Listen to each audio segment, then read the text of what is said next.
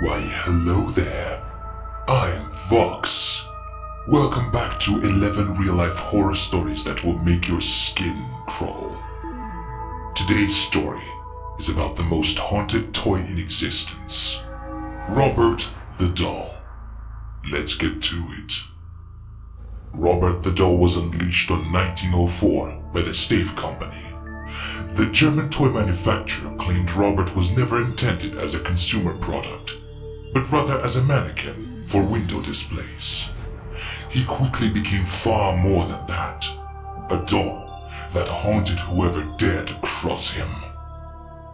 Robert somehow ended up in the hands of a boy named Robert Eugene Otto, Gene for short, who lived in the Key West in Florida.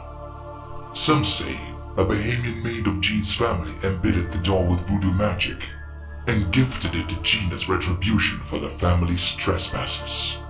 Others believe Gene's grandfather bought the doll in Germany and gave it to his grandson as a present. Regardless, the unsettling toy has been described as a supernatural entity by many. It has purportedly giggled, moved to different rooms on its own, and punished people who treated it badly. Gene was overjoyed at his new gift, took it everywhere, and even dressed the black-eyed doll in a sailor suit he wore as a baby. The expert on the doll, Cory Convertito, said, "What people really remember is what they would probably term as an unhealthy relationship with the doll. He brought it everywhere. He talked about it in first person as if he weren't a doll.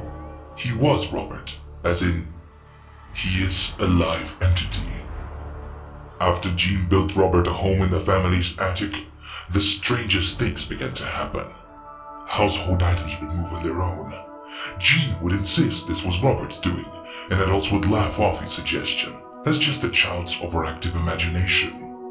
Years later, after studying fine arts in Chicago and New York, Gene attended the Sorbonne in Paris and met his wife, Anne. The couple returned to Gene's home in Key West, where Robert was permanently situated on a chair that faced out of an upstairs window. A plumber once swore he heard a child's laugh coming from inside the house, though nobody was home. He then noticed that Robert had moved from one side of the room to the other. He also claimed toys that had been in the doll's lap somehow ended up on the floor halfway across the room. After Gene died in 1974, a woman named Myrtle Rater bought the house, Robert the doll included. She lived with him for decades and confirmed he'd move around independently with no explanation. Ultimately, fed up with his hauntedness, she donated him to the Fort East Martello Museum.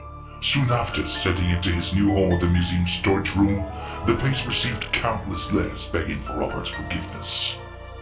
People came in droves to see the pockmarked toy. All that attention, even though the museum didn't make a single announcement about the doll's whereabouts. The museum reneged on keeping him out of sight, and finally put Robert on display behind safety glass. To this day, after more than a century, inexplicable happenings surround the mysterious doll. Many people have tried to take a picture of him, only to find that their cameras suddenly don't work.